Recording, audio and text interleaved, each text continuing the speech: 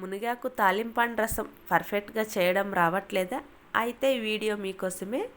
Tips and ట్రిక్స్తో ప్రతిదీ కూడా explain చేయబోతున్నాను. ఈ వీడియో స్కిప్ చేయకుండా చూస్తే చాలు, మీరు మునగాకు తాలింపండు రసం ఎలా చేయాలో క్లారిటీగా అయితే ఎక్స్ప్లెయిన్ చేస్తున్నాను కాబట్టి ఈ వీడియో స్కిప్ చేయకుండా అయితే చూసేసేయండి. హలో నమస్తే, welcome back to Ansoo Vikram 57 ఛానల్ని. కొత్త వాళ్ళు ఎవరైనా చూస్తూ ఉంటే కనుక ప్లీజ్ సబ్స్క్రైబ్ అయితే చేసుకోండి. ఆల్రెడీ సబ్స్క్రైబ్ చేసుకున్న వాళ్ళైతే చిన్న లైక్ అయితే ఇచ్చేసేయండి. ఇప్పుడైతే లేట్ చేయకుండా వీడియోలోకి అయితే వెళ్ళిపోదాం రండి. చెట్టు నుంచి తెంపిన మునగాకు, మంచిగా ఉన్న మునగాకును సెలెక్ట్ చేసుకొని ఆ తర్వాత వలిచిన తర్వాత ఇప్పుడైతే ఒకసారి వాష్ చేసి ఆరబెట్టుకోవాలి. తడిగా ఉన్నట్టుగానే చేస్తే కనుక చేదు వస్తుంది కాబట్టి బాగా ఆరబెట్టుకుంటే సరిపోతుంది. టైం లేదనుకుంటే ఫ్యాన్ కింద కూడా ఆరబెట్టుకోవచ్చు, ఏం పర్లేదు. ఈ టిప్ని అయితే తప్పకుండా ఫాలో అవ్వాల్సిందే. మనం ఇప్పుడు మునగాకును ఉడికించుకోవడానికి ముందుగా నీళ్ళు అనేది వేడి చేసుకోవాలి కాబట్టి నీళ్ళు ఇప్పుడు తీసుకున్న నీళ్ళతోనే మనం రసం కూడా చేస్తున్నాం. మళ్ళీ చన్నీళ్ళు కానీ ఇవి ఎక్స్ట్రా నీళ్ళు ఏం వాడట్లేదు కాబట్టి ఇప్పుడు ఎక్కువ క్వాంటిటీలో తీసుకోండి, పర్ఫెక్ట్గా వస్తుంది రసం చేసిన తాలింపు చేసిన. ఇప్పుడు నేనైతే ఎక్కువ క్వాంటిటీలో తీసుకొని స్టవ్ వెలిగించుకొని నీళ్ళు అయితే వేడి చేసుకుంటున్నాను చూడండి. ఇప్పుడు ఒక కప్పు కంటే కొద్దిగా తక్కువ కందిపప్పును కూడా కడిగి పక్కన పెట్టుకున్నాను. నీళ్ళు అనేది బాగా మసిలిన తర్వాతే కందిపప్పును వేసుకోవాలి కాబట్టి కందిపప్పును కడిగి కొద్దిసేపు అయితే నానబెట్టుకుంటున్నాను. నీళ్ళు అనేవి బాగా మసిలిన తర్వాతే కందిపప్పును వేస్తే తొందరగా ఉడికిపోతాయి కాబట్టి కొద్దిసేపు అయితే కందిపప్పును నానబెట్టుకుంటే సరిపోతుంది. ఇప్పుడు తాలింపుకి రసంకి కావాల్సిన ఏమేమి ఇంగ్రీడియంట్స్ కావాలో అవన్నీ వేయించుకొని అయితే పక్కన పెట్టుకుంటా. ఇలా చేస్తే కనుక టైం వేస్ట్ కాదు, హడావిడి లేకుండా తొందరగా అయిపోతుంది. ఇప్పుడు స్టవ్ వెలిగించుకొని ఒక పెనం అయితే పెట్టుకున్న. ఇప్పుడు పల్లీలు అయితే వేయిస్తున్నా చూడండి. తాలింపుకు కావాల్సిన పొడికి సరిపడినన్ని పల్లీలు అయితే వేయిస్తున్నాను. చేయితోనే అటు ఇటు వేయించడం పల్లీలు ఎంతమందికి అలవాటు ఉంది? ఇది ఎక్కువగా వంట చేసే వాళ్ళకే సాధ్యమవుతుంది, అప్పుడప్పుడు చేసే వాళ్ళకి చేయి కాలుతుంది. ఆ తర్వాత నేను కూడా అలా ట్రై చేసినాను, కానీ ఆ తర్వాత చలాక్ తీసుకొని వేయిస్తున్నాను చూడండి. ఇలా వేగితే సరిపోతుంది. ఆ తర్వాత ఇవి పక్కన తీసేసుకొని ఇప్పుడైతే మనము ముందుగా కడిగి పక్కన పెట్టుకొని తుంచి పక్కన పెట్టుకున్నాం పచ్చిమిర్చి కూడా వేసి వేయించుకుంటున్నాను. మన కారానికి సరిపడినన్ని పచ్చిమిర్చి అయితే తీసుకొని వేయించుకోవాలి. కొంచెం ఆయిల్ వేసుకొని వేస్తే తొందరగా వేగిపోతాయి కాబట్టి కొంచెం ఆయిల్ అయితే వేసుకొని వేయిస్తున్నాను. ఇలా కొద్దిగా వేగిన తర్వాత ఇప్పుడైతే ఒక చిన్న కొబ్బరి ముక్క అయితే పెడుతున్నాయి రసంకి అన్నమాట. ఇది రసంలోకి వేస్తే చిక్కదనం వస్తుంది, టేస్ట్ కూడా బాగుంటుంది కాబట్టి కొంచెం కొబ్బరి ముక్క అయితే వేస్తున్నాను. కొబ్బరి ముక్క జస్ట్ అలా వేడి తగిలితే సరిపోతుంది, ఎక్కువ వేగాల్సిన అవసరం కూడా లేదు. కొబ్బరి ముక్క తీసుకొని తుంచితే విరగాలి, ఆ మాత్రం వేడైతే సరిపోతుంది. ఇప్పుడు పచ్చిమిర్చి కూడా వేగిపోయినాయి కదా, ఇప్పుడు మనం జీలకర్ర అనేది వేయించుకోవాలి. జీలకర్ర వేయించేటప్పుడు స్టవ్ అనేది కట్ చేసి పెనం ఉన్న వేడికే జీలకర్ర అనేది వేగిపోతుంది. జీలకర్ర మాడినా కూడా రసం అనేది చేదు వస్తుంది కాబట్టి అలా కొద్దిసేపు ఉంచిన తర్వాత పక్కన ప్లేట్లోకి తీసేసుకుంటే సరిపోతుంది. ఈ పక్క స్టవ్ పైన నీళ్ళు అనేది వేడి చేస్తున్నాం కదా, నీళ్ళు వేడెక్కినాయి లేదా చూద్దాం రండి. చూడండి పొగలు వస్తున్నాయి కదా, ఈ టైంలో మనం కడిగి పక్కన పెట్టుకున్న కందిపప్పును అయితే వేసుకోవాలి. కందిపప్పును వేసి ఒకసారి బాగా కలిపిన తర్వాత ప్లేట్ మూసుకుంటే సరిపోతుంది. ఇప్పుడు హై ఫ్లేమ్లోనే ఉడికించుకున్న తొందరగా అయిపోతుంది. పొంగు వస్తుందని అప్పుడప్పుడు చూస్తూ ఉండాలంతే. బాగా గమనించండి, పాత్ర నిండా నీళ్ళు తీసుకున్నాం కదా, ఇప్పుడు మునగాకు ఉడకాలి, దీంతోనే రసం కూడా చేస్తున్నాం కాబట్టి ఎక్కడ చన్నీళ్ళు అనేది వాడము, అదొక్కటి గమనించుకోండి. ఇప్పుడైతే ప్లేట్ పెట్టి ఉడికించుకుందాము. ఇప్పుడు మనం ముందుగా వేయించి పక్కన పెట్టుకున్న పల్లీలు, ఉప్పు కారం వెల్లుల్లి వేసి మిక్సీ పట్టుకోవాలి, అంతే సింపుల్. తాలింపులోకి పల్లి పొడి వేస్తే కనుక సూపర్ ఉంటుంది కాబట్టి పల్లి పొడి ప్రిపేర్ చేసుకొని పక్కన పెట్టుకుందాము. మధ్య మధ్యలో చూస్తూ ఉండాలి, మనం బ్యాల్ వేసినాం కదా, పొంగు వస్తుందా ఉడుకుతున్నాయా లేదా అని అప్పుడప్పుడు చెక్ చేస్తూ ఉండాలి. ఇప్పుడు పల్లి పొడి పక్కన పెట్టేసిన తర్వాత ఇప్పుడైతే చూడండి బ్యాల్ అనేది 80% అయితే ఉడికిపోయినాయి కదా, మనం ఇంతవరకు సాల్ట్ అనేది వేసుకోలేదు కదా. ఇప్పుడు ఒకసారి మునగాకు ఉడకడానికి సరిపడినంత సాల్ట్ కూడా ఇప్పుడే వేస్తున్నాను చూడండి. సాల్ట్ వేసుకున్న తర్వాత ఒకసారి అలా కలుపుకొని ఇప్పుడైతే మంట అనేది హై ఫ్లేమ్లో పెట్టి అయితే ఉడికిస్తున్నాను. మునగాకు రసం కావాల్సిన బ్యాళ్ళు అయితే తీస్తున్నాను చూడండి. ఈ బ్యాళ్ళు వేసి మునగాకు రసం చేస్తే కనుక టేస్ట్ బాగుంటుంది, కొంచెం మందంగా కూడా ఉంటుంది కాబట్టి కొన్ని బ్యాళ్ళు అయితే తీస్తున్నాను. ఇప్పుడైతే చూడండి మునిగాకు అనేది జస్ట్ లైట్గా అక్కడక్కడ తడి ఉంది కానీ పూర్తిగా అయితే ఆరిపోయింది. ఇప్పుడు చూడండి మునిగాకు పూలతో సహా వేస్తున్నాను. టేస్ట్ బాగుంటుంది. ఇలా పుల్లలు పుల్లలుగానే ఉండాలి మునిగాకు వేసినప్పుడు, ఎందుకంటే ముద్దలా కాకుండా పొడి పొడిగా ఉంటుంది అనమాట ఆకు ఉడికిన తర్వాత. ఈ చిన్న టిప్ కూడా ఫాలో అవ్వండి. చిన్న చిన్న కాడల మధ్యలో రసం అంతా దిగి రసం టేస్ట్ వస్తుంది అనమాట. ఉడికిపోతుంది, ఫైన్గా ఉంటుంది, టేస్ట్ కూడా బాగుంటుంది. ఇట్లా చిన్న చిన్న పుల్లల మాదిరిగా ఉన్నట్లే తీసుకోండి ఆకు అనేది. ఒకసారి ఇలా బాగా కలుపుకోయిన తర్వాత ప్లేట్ ముయ్యకోకుండా ఉడికించుకోవాలి. ఇది మెయిన్ టిప్. అంటే మునగాకు ఉడికించుకునేటప్పుడు ప్లేట్ వేసి ఉడికిస్తే కనుక ఖచ్చితంగా చేదు అనేది వస్తుంది. కొద్దిగా లేట్ అయినా పర్లేదు, ప్లేట్ అనేది వేయకూడదు. ప్లేట్ అనేది వేసి ఉడికిస్తే కనుక రంగు చేంజ్ అవుతుంది, మునగాకు చేదు కూడా వస్తుంది. కాబట్టి ప్లేట్ వేయకోకుండా ఉడికించుకోవాలి. మునగాకు రసంకి ఇంగ్రీడియంట్స్ వచ్చేసి కొన్ని పల్లీలు, కొంచెం కొబ్బరి, పచ్చిమిర్చి, జీలకర్ర, చింతపండు, బ్యాళ్ళు, వెల్లుల్లి, కొత్తిమీర.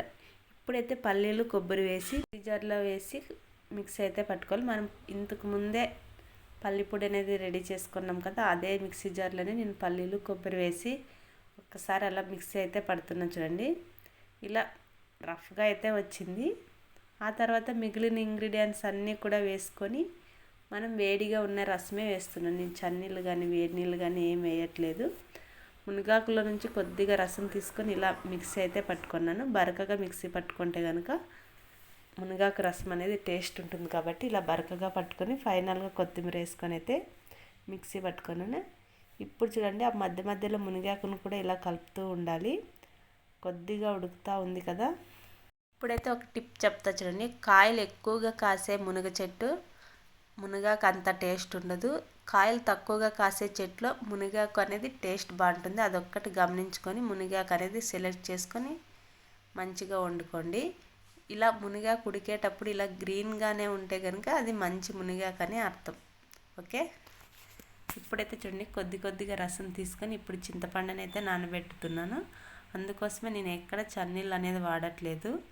ఒక గిన్నెలోకి మునగాకు రసం తీసుకొని ఇప్పుడు చింతపండు అయితే నానబెట్టుకుంటున్నాను. మిక్సీకి కూడా పట్టుకున్నాను కదా మునగాకు రసం కోసము, అందుకోసమే మిక్సీ పట్టుకున్న తర్వాత ఈ రసం కూడా పిండితే చింతపండు రసము సరిపోతుంది. ఇలా మెత్తగా కాకుండా మునగాకు రసంకి వచ్చేసి ఎప్పుడైనా మిక్సీ పట్టుకొని ఇలా బరకగా పట్టుకుంటే కనుక మనకి మధ్య మధ్యలో అక్కడక్కడ తగులుతూ ఉంటే కనుక టేస్ట్ బాగుంటుంది. ఫైన్గా అయితే మిక్సీ పట్టుకోకండి, ఇంతకన్నా బరకగా పట్టుకున్నా కూడా టేస్ట్ బాగుంటుంది. ఇప్పుడైతే చూడండి ఫైనల్గా అయితే మునగాకు అనేది ఉడికిపోయింది కదా, ఫైన్గా అయితే ఉడికిపోయింది. చూడండి బ్యాళ్ళు కూడా పూర్తిగా ఉడికిపోయినాయి. ఇప్పుడైతే గిన ఒక గిన్నెలోకి అయితే వంచేస్తున్నాను. రసం అంతా వంచిన తర్వాత మునగాకు అనేది చూద్దాం ఎలా వచ్చిందో. ఇప్పుడు మాత్రమే ప్లేట్ వేసుకొని రసం అనేది వంపేసుకోవాలి. కాలుతూ ఉంటుంది కాబట్టి జాగ్రత్తగానే వంపుకోండి. ఒక క్లాత్ తీసుకొని దాని సహాయంతో అయితే ఇలా వంపుకుంటే సరిపోతుంది.